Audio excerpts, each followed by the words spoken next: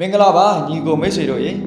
ဒီနေ့မှာတော့ကားရဲ့အစိပ်အပိုင်းတွေကိုပျော်ပပခံမှန်းကြရင်လည်းဘဝတုဒ္ဒတွေကိုဖလှယ်ကြအောင်ဗျာပုံကိုတေချာကြည့်ပြီးတော့အပြေမှန်ကိုအချိန်မီရွေးချယ်ပေးပါကဲပထမအဆုံးမေးခွန်းနဲ့စလိုက်ရအောင်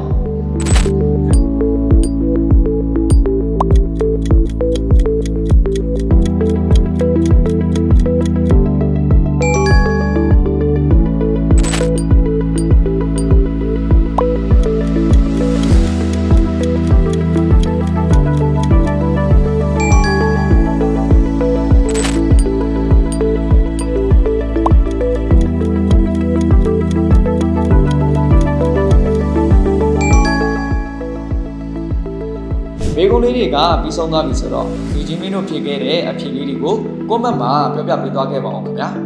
ဒီလိုမျိုးကားနဲ့ပတ်သက်တဲ့ဘဝတုဒ္ဒ quiz တွေနဲ့ tips တွေကိုနောက်ထပ်တင်ဆက်ပေးသွားမှာဖြစ်တဲ့အတွက် like and share လုပ်ပေးပါအောင်ခင်ဗျာနောက်ထပ်ဗီဒီယိုတွေမှာပြန်တွေ့ကြပါမယ်